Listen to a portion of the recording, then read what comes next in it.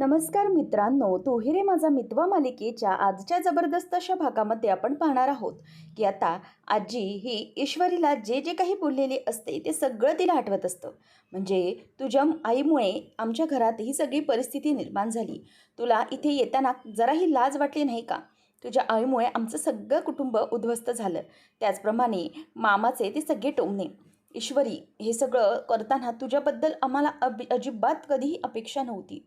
हे बघ, हे सगळं तुझ्या आईमुळे घडलेलं आहे. त्यामुळे कधीही तुझ्या आईला आता या घरात येण्याची परवानगी तर नाहीच, परंतु तुलाही तुझ्या घरच्यांसोबत असलेले सगळे सगळे संबंध तोडावे लागतील. तुझ्यामुळे माझ्या बहिणीची ही अवस्था झाली, तिच्या संसाराची आणि तिच्या मुलाबाळांची. त्यामुळे अजिबातच तुला त्यांच्यासोबत काही संबंध ठेवता येणार नाही. आजी हे तिला म्हणते की तुला जर सगळं अगोदरपासून माहीत होतं तर तू इथे येण्याची हिंमतच कशी केली? जर आम्हाला माहीत असतं की तुझ्या आईमुळे सगळं घडलं होतं तर तुला या घरात आम्ही लग्नच काय पाऊलच ठेवून दिलं नसतं. चल, आता ही वेळ गेलेली नाही आहे, निघ इथून, आम्हाला तुझी तोंडही बघण्याची इच्छा नाही आहे. असं म्हणून आता आजीने तिला घराबाहेर जायला सांगितलेलं असतं आणि चक्क हाकलवून लावलेलं असतं. हे आठवून ईश्वरीचा जीव अगदी कासावीस होत असतो. ज्या घराला तिने इतका जीव लावला, इतकं प्रेम माया दिली, आपलंसं केलं, त्या घराने तिला एका क्षणात परक करून टाकलं, याची भावना तिच्या मनात कायम सलत राहिलेली असते.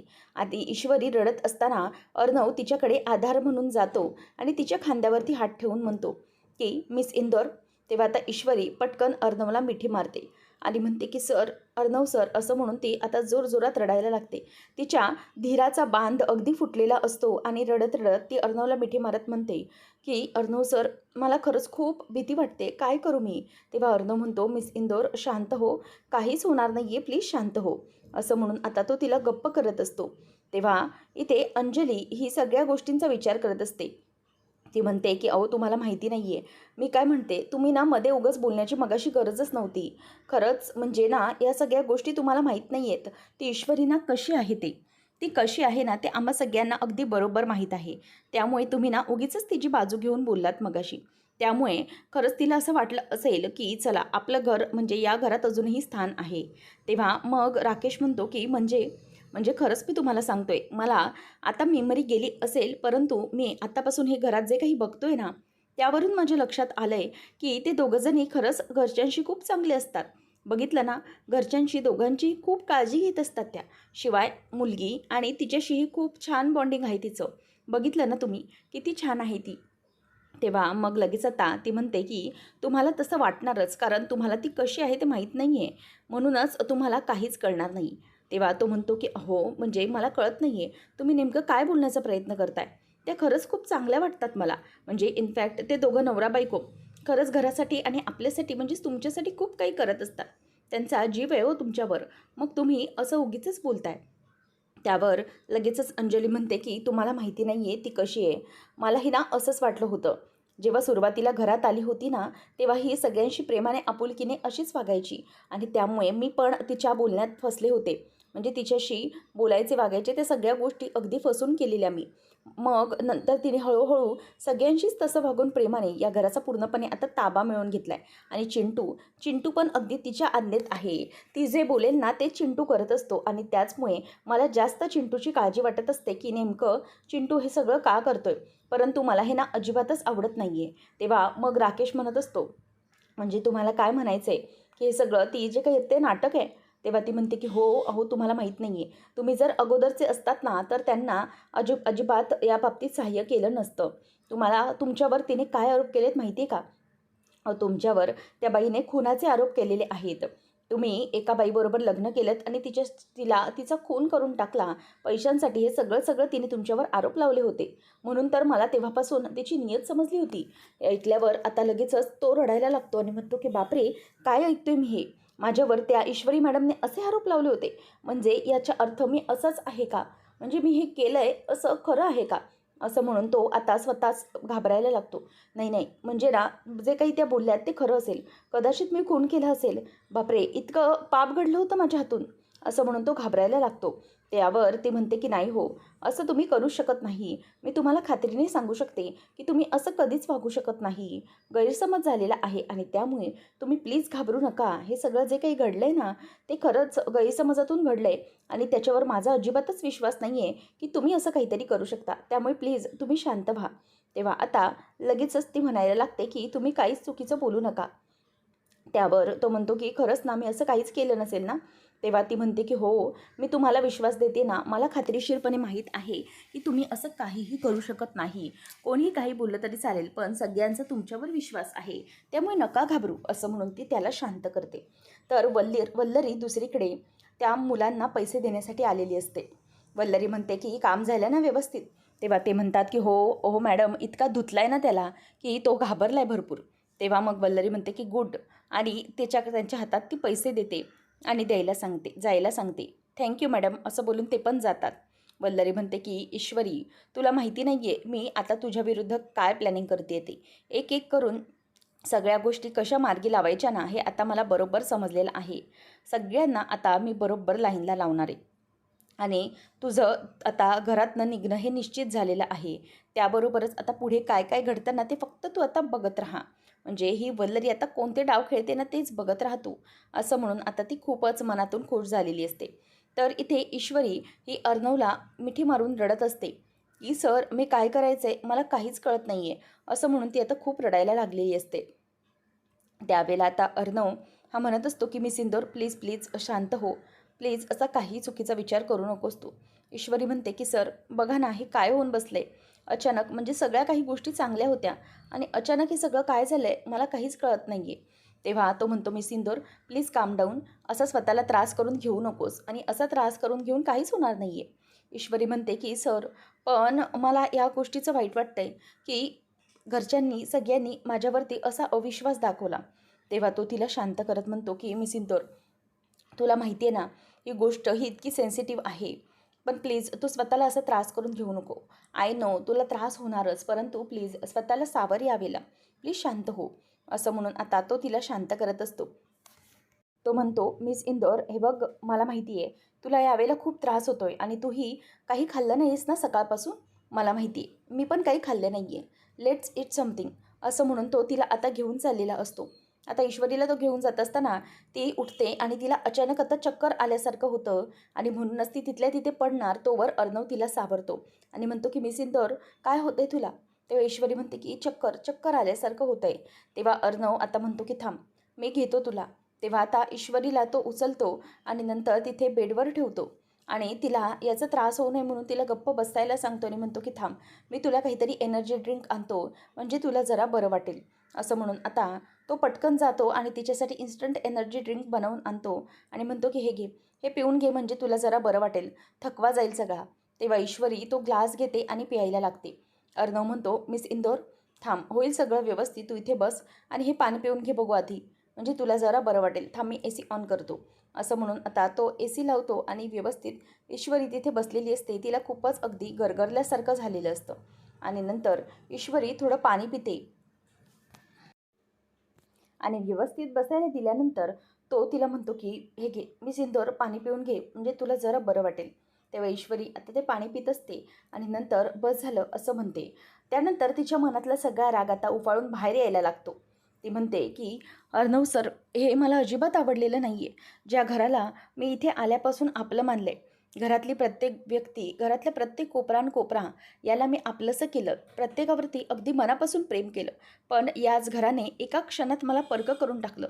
आजीने तर मला सांगितलं की तू हे घर सोडून निघून जा, या घरात तू आम्हाला नको आहेस, तुझा चेहराही बघायचा नाही आहे. इतक्या सगळ्या टोकाची भूमिका घेतली प्रत्येकाने. मला याचं खरंच खूप वाईट वाटतं. तेव्हा तो म्हणतो मिस इंदोर, आय नो तुला या सगळ्याचा खूप त्रास झाला आहे, पण एक गोष्ट कायम विचार कर, किती काही झालं ना तरी मिस इंदोर, तू ह्या गोष्टीचा विचार कर ना, की कोणी तुझ्यासोबत असो किंवा नसो, मी आहे ना तुझ्यासोबत. तू मला काय म्हणालीस की या घरातल्या प्रत्येकाने तुला नाकारलं आहे, म्हणजे या घरानेच तुला नाकारलं आहे. पण मी तुला नाकारलेलं नाही आहे मिस इंदोर, आणि मी पण या घराचा एक भागच आहे ना. त्यामुळे मी तुला अजिबात नाकारू शकत नाही. मला तू या घरात हवी आहेस मिस इंदोर. काळजी नको करूच, कोणीही नसलं तरी मी आहे ना तुझ्यासोबत कायम. का घाबरतेस? आता ईश्वरीला या त्याच्या एका वाक्यामुळे खूप मोठा धीर मिळालेला असतो आणि ती ते बघतच तिच्या डोळ्यातलं पाणी आता पटकन पुसते. अर्णव म्हणतो की एक मिनिट, पण मला एक गोष्ट कळत नाही आहे की डेकोरेशन तर आपण दोघांनी मिळून केलं होतं. मग नक्की हा प्रकार काय आहे? म्हणजे डेकोरेशन आपण केलं, पण त्यानंतर या सगळ्या प्रकारामध्ये नेमकं काय इन्व्हॉल्व्ड होतं? आपलं ठरलं होतं ना सगळं कसं करायचं काय. मग अचानक त्या डेकोरेशन्समध्ये ते फोटोज कुठून आले? आता ईश्वरी पण त्या गोष्टीचा विचार करायला लागते. अर्णव आणि ईश्वरी यांना तो घडलेला सगळा आता सीन आठवू लागतो. ईश्वरी पण आठवते आणि त्यावेळेला त्यांच्या लक्षात येत असतं की दोघं जणांनी ठरवलेलं असतं की अर्णव सर, आपण नाव रिव्हील करायचं आहे. म्हणजे नाव रिव्हील करण्यासाठी काहीतरी वेगळी अशी आयडिया असायला पाहिजे, काहीतरी युनिक आणि हटके. तेव्हा अर्णव म्हणतो की हो, म्हणजे आता काय हटके करायचं म्हणजे नक्की करायचं तरी काय? ईश्वरी म्हणते की सर तुम्ही पण ना, थांबा मी तुम्हाला सांगते की नक्की काय करायचं आहे ते. आपण ना एक काम करूया, असं म्हणून आता ती सगळा जो काही प्लॅन आहे तो अर्णवला सांगत असते. पण तो ऐकलेला असतो वल्लरीने, हे त्यांना काहीच माहीत नसतं. नंतर मग आता अर्णव बाजूला जाऊन विचार करतो. ईश्वरी म्हणते की हो सर, म्हणजे अशी कोणीतरी व्यक्ती आहे जिने आपला सगळा प्लॅन ऐकलेला होता, माहीत होता, आणि मग नंतर त्या व्यक्तीने आपल्याला प्लॅनिंगमध्ये आपल्याच फसवून टाकलं, असं सगळं घडलं आहे. तेव्हा अर्णव म्हणतो, पण मला सांग मिस इंदोर, हा प्लॅन कोणाला माहीत पडला असेल की आपण नक्की काय करायचे, आणि त्याच्यामध्ये ते फोटोज लावण्याचं काम तरी कोणी केलं असेल? नंतर अर्णवच्या लक्षात येतं, बरोबर, म्हणजे हे सगळं जी अशी व्यक्ती आहे ना, ती व्यक्ती मुद्दामच घरात भांडण लावण्याचा प्रयत्न करते. शिवाय ताईचं आणि माझं पटू नये यासाठी ती व्यक्ती हे सगळं करत असणार आहे. तेव्हा आता अंजलीच्या बाबतीतही ती व्यक्ती असेच करते, असं ईश्वरी आणि अर्णवच्या डोक्यात येतं. तेवढ्यातच आता पटकन अर्णव बोलून मोकळा होतो की राकेश. ईश्वरी पण तेव्हाच ते बोलते, राकेश बरोबर, म्हणजे अशी हीच व्यक्ती आहे जिला घरात भांडणं झालेली हवी आहेत. अंजलीताईचं आणि तुमचं न पटलेलं त्यांना हवं आहे, त्यामुळे हे सगळं तेच करत असतील. म्हणजे हे सगळं राकेशने केलं आहे. तेव्हा अर्णव म्हणतो की हो, मी जेव्हा डेकोरेशन करत होतो ना, तेव्हा तो सारखं माझ्या मागे पुढे करत होता. म्हणजे सारखं सारखं विचारत होता की मी काही मदत करू का, आणि सारखा सारखा त्या कामाच्या मध्ये येण्याचा प्रयत्न करत होता. मला तरी वाटतंय की हे सगळं ना त्या राकेशमुळेच घडलेलं आहे, त्यानेच हे सगळं मुद्दाम घडवून आणलं आहे. ईश्वरी म्हणते की नाही, काहीही झालं ना तरीही त्या राकेशला गप्पट ठेवायचा नाही आहे. मला वाटते तोच हे सगळं मुद्दाम घडवून आणतोय. अर्णव आता विचार करतो आणि म्हणतो की मिस इंदोर, तू मला ते हॉटेल प्रकरण सांगितलंस ना, तेव्हापासून मला जरा विचित्रच वाटत आहे. तेव्हापासूनच मला त्या राकेशवर संशय आहे. पण आता मात्र लक्षात येते की हे सगळं तो राकेशच करू शकतो. या सगळ्या गोष्टी ज्या काही केल्या आहेत ना, त्या त्यानेच केल्यात. म्हणून ना आता त्याला माफ करता येणं शक्य नाही आहे. ईश्वरी म्हणते की सर जरा थांबा. परंतु अर्णव म्हणतो की नो मिस इंदोर, मला माहिती आहे की हे सगळं त्या राकेशने मुद्दाम घडवून आणलं आहे. तसंही तो घरात आलाय फक्त मेमरी लॉसचे नाटक करत आहे. बाकी सगळ्या गोष्टी तो सगळ्यांच्या विरोधात घडवतोय. म्हणजे तेव्हापासून मी बघतोय की आपल्या सगळ्या घरच्यांमध्ये फूट पाडणं, अंजलीताई आणि माझ्यामध्ये फूट पाडणं, विशेष करून बाळाच्या बाबतीतही तसंच वागणूक करून देणं, हे सगळं सगळं भरवत असणारा तो राकेशच असणार आहे. म्हणजे तो दाखवत तर आहे की त्याला काही आठवत नाही, परंतु हे सगळं करणारा तोच आहे, असं आता ईश्वरी आणि अर्णव या दोघांनाही आठवतं. नंतर इथे शुभंकर मात्र इथे नमूच्या प्रेमामध्ये वेडा झालेला असतो. तो जी नमूची ओढणी असतो ती अंगावरती घेतो आणि म्हणत असतो की काय सांगू मी तुला, खरंच मला इतका आनंद होतोय ना हे सगळं करताना. तेव्हा मग तो नमूची ती ओढणी हाताखाली घेत असतो आणि म्हणतो की तुला माहिती आहे का, की ही जी ओढणी मी हातात घेतली आहे ना, ती पाहून मला असं वाटतंय की तू माझ्या अगदी जवळ आहे, आणि तुझ्या ओढणीचा तो असा हलकासा परफ्यूम ना माझा जीव घेत आहे. इतका सुंदर परफ्यूम मला कधीही आयुष्यात कुठेहीच मिळणार नाही, आणि हा सुगंध तुझ्या अंगावरचा आहे, त्यामुळे मी कधीच विसरू शकणार नाही. त्यानंतर मग आता त्याला सगळं काही आठवतं. तो म्हणतो की जेव्हा मी तुला उन्हात या ड्रेसमध्ये पाहिलं होतं, ही ओढणी तू तुझ्या डोक्यावरती घेतली होतीस, त्याच वेळेला अगदी सोनचाफ्यासारखी दिसत होतीस. माझी नमू खरंच खूप गोड दिसत होतीस. त्यावेळेलाच खरं तर येऊन तुला जवळ येण्याचा प्रयत्न करत होतो, परंतु मला ते जमलं नव्हतं. काय करू मी, मला खरंच काही कळत नाही आहे. नमू, खरंच तू या सगळ्या गोष्टीत माझी आहेस. पण बोल ना, कधीतरी समोरून बोल ना की तुला मी आवडतो म्हणून. तेव्हा आता तो पटकन वेड्यासारखंच करू लागतो आणि स्वतःच नम्रताचे रिप्लाय देत असतो आणि स्वतःच शुभूसारखा बोलत असतो. तो म्हणतो की नम्रता, अगं तुझ्या मनात काय आहे ते सांग ना मला. मी कधीपासून आतुर आहे तुझ्या मनातलं ऐकण्यासाठी. त्यावेळेला मग पटकनच आता तो नम्रतासारखी ओढणी घेऊन म्हणतो की शुभू, काय बोलू मी तुला, म्हणजे मला तर बाबा लाज वाटते, काय बोलायचं आहे मी. तेव्हा पटकन तो दुसऱ्याच वेळेला नम्रतासारखाही बोलून मोकळा होतो आणि म्हणतो की नम्रता, नमो, काय करू मी? खरंच मला तुझ्या मनातलं ऐकायचं आहे. बोल ना नम्रता, बोल ना. शुभंकर हा तुला खूप आवडतो ना? आणि मला ती खूप आवडतेस. बोल ना, नमो बोल ना काहीतरी. मला बोल की तू माझ्यावर प्रेम करतेस. आय लव्ह यू नमो. असं म्हणून आता तो तिला तिथूनच बोलत असतो. त्यावेळेला आता शुभंकर बोलतो की बोल ना नमो, मी आतुरतेने वाट बघतोय गं तुझ्या रिप्लायची. त्यावेळेला ती समोरून बोलते की आता ना म्हणजे मी काय बोलू? मला अगदी लाजच आणलीस तू. काय बोलायचं मला काहीच कळत नाही आहे. त्यावेळेला आता पटकनच तो बोलून जातो की बोल नमू बोल. मी वाट बघतोय तुझी रिप्लायची. तेव्हा मग तो म्हणतो की बरं ठीक आहे, आता तू बोल मी ऐकतो. तेव्हा मग पटकन नम्रताची ॲक्टिंग करत तो म्हणतो की Shubhu I love you too. Shubhu I love you too असं म्हणून आता तो ती ऐकल्यानंतर अगदी वेडापिसा होऊन जातो आणि म्हणतो की नम्रता मला हेच हवं होतं. I love you Namrata, I love you Namrata असं म्हणून तो तिथे वेड्यासारखा अगदी नुसता बसलेला असतो. आणि त्याला नम्रताशिवाय आता दुसरं काहीही सुचत नसतं. नम्रताने त्याला प्रेमाची कबुली दिल्यानंतर त्याचा अवतार कसा होईल याचं इमॅजिनेशन तो करत असतो. पण तो पूर्णपणे आता प्रेमात हरलेला असतो आणि वेडा झालेला असतो. काही झालं तरी त्याला नम्रताशिवाय आता काहीही दिसत नसतं. त्याचबरोबर इथे आता शुभंकर म्हणत असतो की माझं तुझ्यावर खूप प्रेम आहे आणि नमू तू फक्त माझी आहेस असं म्हणून तो रूममध्ये वेड्यासारखा बसलेला असतो. त्यानंतर आपल्याला पाहायला मिळतं की इकडे सगळेजण नाश्त्याला बसलेले असताना ईश्वरी सगळ्यांना पोहे वाढण्यासाठी आलेली असते. तेव्हा आजी असं म्हणताच आजी तिला थांबवते आणि म्हणते की नकोय मला. आता ईश्वरी अंजलीच्या प्लेटमध्ये वाढणार तेवढ्यातच तिला म्हणते की नाही, आम्हाला कोणालाही तुझ्या हातचं अजिबात खायचं नाही आहे. तेवढ्यातच मामा पार्सल्स घेऊन येतो आणि अर्णव देखील तिकडून येऊन हे सगळं बघत असतो. आता पार्सल्स आणल्याबरोबर तो आईला म्हणतो की आई अगं बघ तुझ्या आवडीचा नाश्ता आणला आहे आणि हो सगळं ना अगदी उत्तम आहे बरं का तिकडे. एकदम मस्त आहे. काहीच काळजी करू नकोस, सगळे अगदी व्यवस्थित मिळेल आपल्याला, नको घाबरूस. त्यावेळेला आता हे बघ हा नाश्ता ना सेंटर उत्तम आहे त्यामुळे आपल्याला काहीच प्रॉब्लेम नाही आहे. तेव्हा आजी म्हणते की हो वाढ मला ते. तेव्हा आता आजीला तो वाढायला लागतो आणि नंतर मग वल्लरी पण ते सगळे काही कंटेनर्स काढून घेत असते. तेव्हा अर्णव ते सगळं बघतो आणि म्हणतो की एक मिनिट मला कळत नाही आहे की तुम्ही सगळं हे बाहेरून का मागवताय? म्हणजे हे जेवण सगळं बाहेरचं कशाला मागवलेलं आहे? त्यावेळेला मग अर्णवला कोणीच काही रिप्लाय देत नसतं. तो म्हणतो की प्लीज मी इंदोरने तुमच्यासाठी नाश्ता बनवला आहे सगळ्यांसाठी आणि तुम्हाला तर तिच्या हातचे पोहे आवडतात ना मामा, मग हे सगळं कशासाठी? नको ना, ईश्वरीने बनवला आहे ना नाश्ता. तेव्हा वल्लरी म्हणते की नाही, आम्ही कोणीच तिच्या हातचं खाणार नाही आहे. अर्णव तुला खायचं असेल तर तू खुशाल खाऊ शकतो, परंतु आम्हाला कोणालाही तिच्या हातचं काहीही नको आहे. त्यामुळे नको आहे आम्हाला हे सगळं. तेव्हा आता असं बोलत असताना अर्णवलाही वाईट वाटत असतं. त्याचबरोबर आता मामा हा नाश्ता खायला तयारी करतो आणि वल्लरी म्हणते की अहो तुम्ही आपले ते चहा सांगितले होते ते चहा सांगा जरा. तेव्हा मामा म्हणतो की हो 4 चहा आणि 1 विदाऊट शुगर असं म्हणून आता तो तिथे चहा फोनवरूनही मागवतो. आणि नंतर अंजलीचं बाळ रडत असल्याने ईश्वरी म्हणते की थांबा मी बघते. तेव्हा आता अंजली म्हणते की नाही, काहीच गरज नाही आहे, लक्षात घे तू ना माझ्या बाळाला अजिबात हात लावायचा नाही आहे, अजिबात नाही म्हणजे नाही. तेव्हा मग लगेच अर्णव म्हणतो की ताई अगं काय बोलतेस काय तू हे?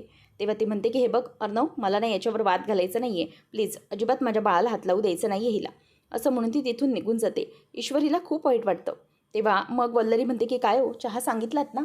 तेव्हा मामा म्हणतो की हो हो तिथला चहा पण एकदम बेस्ट आहे, येतोय चहा तेवढ्यातच.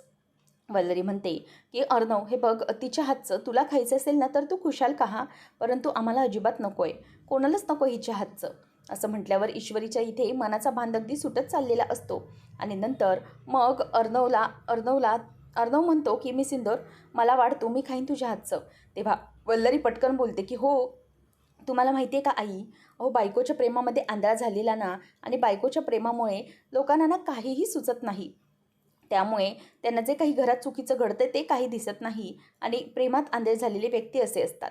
तेव्हा ते ऐकल्यानंतर ईश्वरी रडते आणि ती पटकन बाजूला जाऊन तिथून निघून जाते.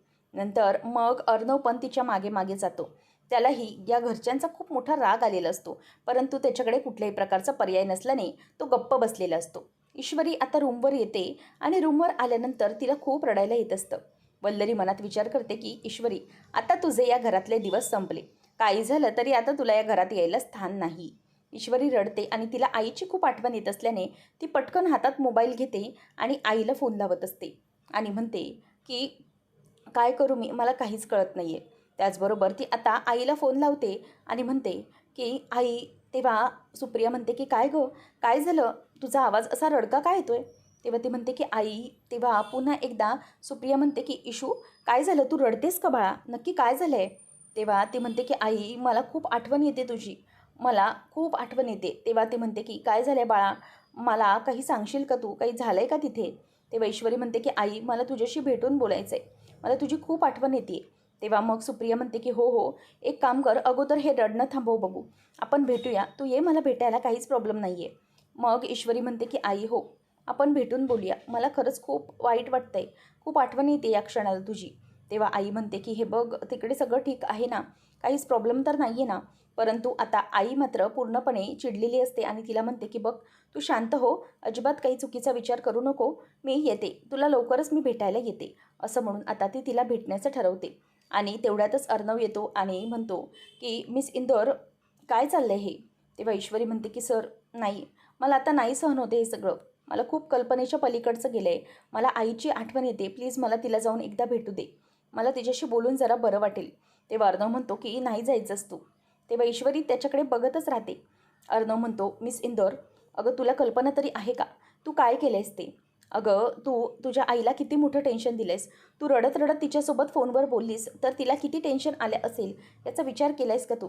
मिस इंदौर, एकतर ती घाबरलेली आहे, तिलाही खूप टेन्शन आहेत आणि त्यात तू फोनवर असं रडून तिला आणखी टेन्शन दिलं आहेस. तुला आयडिया आहे, आता तू जोपर्यंत जाणार नाहीस तोपर्यंत ती तोच विचार करणार आहे आणि त्याच टेन्शनमध्ये राहणार आहे, कळतंय का तुला? तेव्हा आता ईश्वरी रडायला लागते आणि मान खाली घालून तिच्या डोक्यामध्ये काही वेगळेच विचार सुरू असतात. तो म्हणतो की ठीक आहे, तू जा, पण आता असा रडका चेहरा घेऊन जायचा नाही, समजलं? मग आता मी पण तुझ्यासोबत असं रडायचं आहे का? तेव्हा ती नाही असं पटकन त्याला बोलते. आता पुढच्या भागामध्ये राकेश अर्णवजवळ येतो आणि त्याला म्हणतो की म्हणजे मी ना कुठेतरी बाहेर काम शोधण्याचं बघतोय, जरा नोकरी वगैरे केली तर माझं त्यात मन तरी रमेल, असं घरात बसून राहण्यापेक्षा, म्हणून इंटरव्ह्यू शोधतोय. तेव्हा अर्णव म्हणतो की म्हणजे मला एक गोष्ट करायची आहे, why don't you join my company, म्हणजे कसं आहे, तुमचं मनही रमेल कामात आणि आम्ही ओळखीचेही असो तुमच्या, त्यामुळे काहीच प्रॉब्लेम नाही आहे. तेव्हा राकेश म्हणतो की हो, ही पण बेस्ट आयडिया आहे, तुमच्या कंपनीत मी काम करू शकतो, ठीक आहे, मी इंटरव्ह्यूची तयारी करतो. असं म्हणून आता राकेश हा इंटरव्ह्यूची तयारी करण्यासाठी म्हणून गेलेला असतो. अर्णवच्या डोक्यात विचार येतो की एकदा की ह्या राकेशला मी कामावर माझ्या इथे ठेवून घेतलं तर त्याच्यावर 24 तास नजर ठेवता येईल आणि शिवाय त्याच्या मनात नेमकं काय आहे, हा खोटं वागतोय की खरं वागतोय, या सगळ्या गोष्टींचा अंदाज मला लवकरच येईल. नंतर ईश्वरी आता घरी येऊन आईबाबांना सगळं काही खरं खरं सांगते. तेव्हा आता सुप्रिया तिचा हात धरते आणि म्हणते की चल, आपण दोघी जाऊया. तेव्हा ईश्वरी म्हणते की आई अगं काय करतेस तू? तेव्हा ती म्हणते की हो, आता बस झालं, आता किती लोक ते बोलणार आहेत, म्हणजे तुला इतकं त्यांनी बोलून दाखवण्याची काही गरज नव्हती, माझ्यासोबत चल तू, मी सगळ्यांना प्रश्न विचारेन, तुझ्यासोबत असं वागण्याची काय गरज होती, सगळ्यांना जाब विचारायचं आहे मला. हे सगळं वागताना त्यांना जराही काही कसं वाटलं नाही, काही झालं तरीही मी त्यांना जाब हा विचारणारच. असं म्हणून आता इथे सुप्रिया ही सुप्रिया ईश्वरीला घेऊन निघालेली असते. तेवढ्यात संजयलाही इथे टेन्शन आलेलं असतं. तर रस्त्यावर एक माणूस येतो आणि तो राकेशच्या सणासण कानाखाली वाजवायला लागतो आणि म्हणतो की तुला लाज नाही वाटत, माझ्या पुतणीसोबत लग्न केलंस, तिला फसवलंस, तिचा पैसा हडपलास आणि तिचा खून करून टाकलास, माझ्या पुतणीला मारून टाकला आहेस तू, तुला सोडणार नाही मी, समजलं? असं म्हणून आता इथे तो माणूस म्हणजेच त्या शलाकाचा जो काका असतो तो येऊन त्या राकेशला जोरजोरात कानाखाली वाजवत असतो, झोडपत असतो. परंतु त्याला काहीच कळत नाही नेमकं हे सगळं काय चाललं आहे माझ्या विरोधात आणि काय वागतायत. राकेश आता घाबरत असतो की प्लीज मी तुम्हाला ओळखत नाही, सोडा मला. अर्णव पण तिथेच असतो. आता नेमकं पुढे सगळं काय घडणार? अर्णवने हा जो काही ट्रॅप रचलेला आहे राकेशच्या विरोधामध्ये, तो खरा ठरणार आहे का? राकेशला आता तो कसा पकडणार रंगेहात, पाहणं रंजकतेचं ठरणार आहे. असेच अपडेट्स जाणून घेण्यासाठी आजच आपल्या चॅनलला सबस्क्राईब नक्कीच करा. धन्यवाद.